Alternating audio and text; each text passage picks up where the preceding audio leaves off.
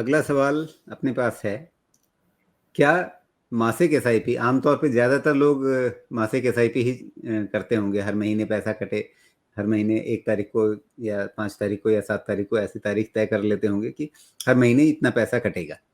तो वो मासिक एसआईपी चलाना सही रहता है, या दैनिक मतलब हर रोज़ पैसा कटे वो तरीका, या साप्ताहिक कि हर सप्ताह एक खास दिन को पैसा कट जाए? क्या ऐसा कोई अध्ययन है, स्टडी है कि इनमें से कौन सी फ्रीक्वेंसी, मंथली, डेली, वीकली या क्वार्टरली, वो भी संभव है, किस तरह की फ्रीक्वेंसी निवेशकों के लिए सबसे ज़्यादा फायदेमंद रही है? जी राजीव जी, इस पे हमने है ना कुछ वर्षों पहले बहुत टाइम स्पेंड किया था। जब हम म्यूचुअल फंड कंपनी में काम करते थे, तो हमको वहां पे एक बहुत ही इम्पोर्टेंट चीज क्या है कि अगर हम ज्यादातर लोगों का ये थॉट प्रोसेस था कि हम अगर डेली एसआईपी करेंगे या फिर हम वीकली एसआईपी करेंगे तो एवरेजिंग काफी अच्छा होगा, और मंथली में क्या होता है कि हम एक ही टाइम पे एक ही दिन पे हमारा पैसा जा रहा है। तो हमने 2-4 फंड्स को एनालाइज करने की कोशिश की, और अगर हम जितना लंबा समय कर रहे थे तो इन एसआईपी के बीच में जो अंतर जो है, अगर हम मंथली करें या फिर वीकली करें या फिर डेली करें, वो अंतर बहुत ही कम था। यानी जरूरी नहीं है कि अगर कोई डेली एसआईपी कर रहा है तो उनका एवरेजिंग अच्छा ही हो रहा है। और अगर रिटर्न की बात करेंगे तो जो डेली एसआईपी का रिटर्न और मंथली एसआईपी के रिटर्न में उतना ज्यादा डिफरेंस कहीं मिला नहीं जो उतना जस्टिफाई करे कि हम उतना हर दिन या फिर हर वीक का एसआईपी करना ज्यादा सेंसिबल हो। तो मंथली एसआईपी एक अच्छा तरीका है। एक और इम्पोर्टेंट चीज इसमें ये है राजीव जी कि नंबर ऑफ ट्रांजैक्शंस जो है ना आपके बैंक अकाउंट में डेबिट का, और वो सारा बहुत बढ़ जाता है। और वो सारा बढ़ने के बाद कुछ कुछ बैंक्स जो है उसमें बीच में हमने देखा था कि बैंक्स ने भी एक पर्टिकुलर नंबर ऑफ ट्रांजैक्शंस के बाद एडिशनल चार्ज करना शुरू किया था। अब मुझे ध्यान में नहीं है कि कौन से बैंक्स हैं जो अभी भी चार्ज करते हैं, लेकिन जब आप अपना स्टेटमेंट निकालते हो या फिर अगर आपको कैपिटल गेन्स भी अगर कैलकुलेट करना हो तो आप वो डेली बेसिस पे आपका पैसा गया है तो थोड़ा सा इसमें चैलेंज हो जाता है। तो रिटर्न्स और परफॉर्मेंस के हिसाब से हमने सोचा था कि हम अंतर करने की कोशिश करेंगे, या फिर देखने की कोशिश करेंगे कुछ ज्यादा डिफरेंस आ रहा है या नहीं आ रहा है। जब तक हमने जितना एनालाइज करके देखा था तो ज्यादा डिफरेंस नहीं आ रहा था।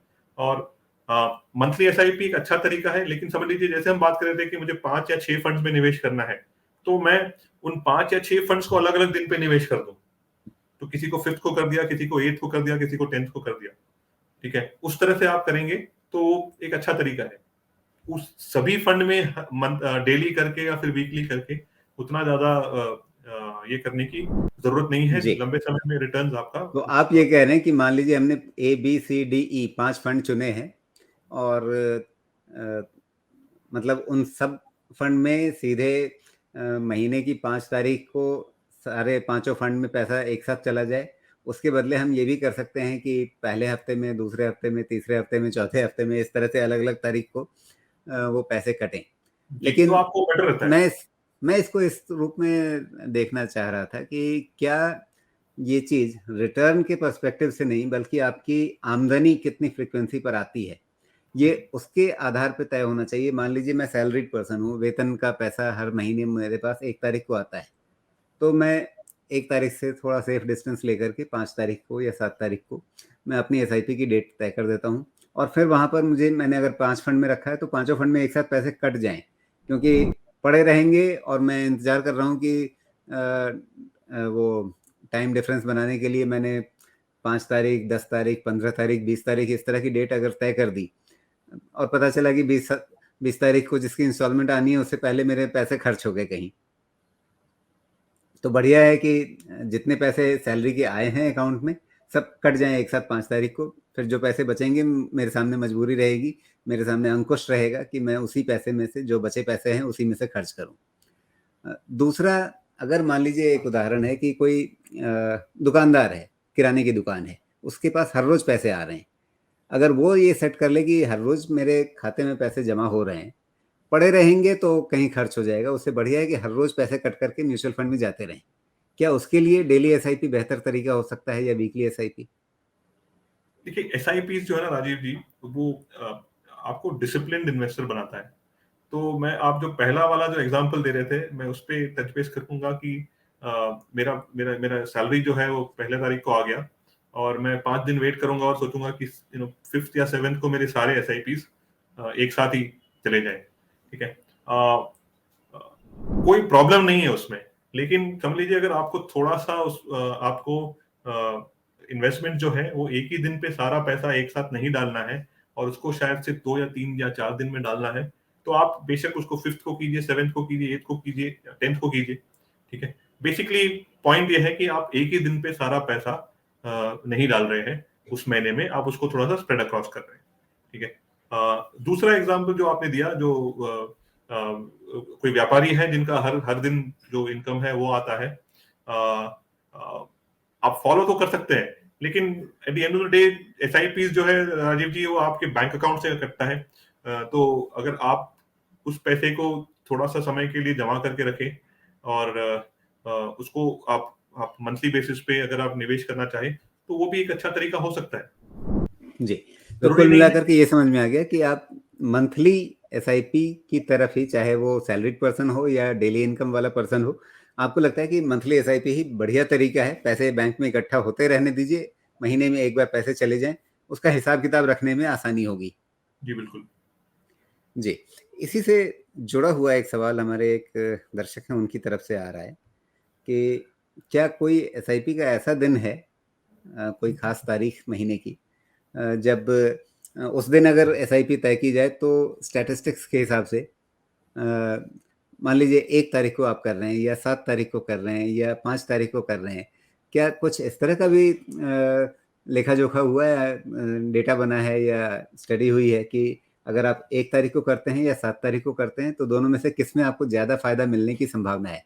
या सब दिन एक बराबर हैं, आप 1 को करें या 7 को करें, रिटर्न लगभग बराबर आएगा? तो जो जो अक्षय जी ने जो सवाल किया है, वो बहुत से निवेशकों के दिमाग में होता है कि और बहुत सारी थियरीज़ भी उसके ऊपर है कि एसआईपीज़ यूजुअली पहले कैसे होता था राजीव जी कि एसआईपीज़ जो है वो 5 तारीख, 10 तारीख, 15 तारीख, 20 तारीख वो 5-5 वाले जो सीरीज़ चलते थे, ठीक है?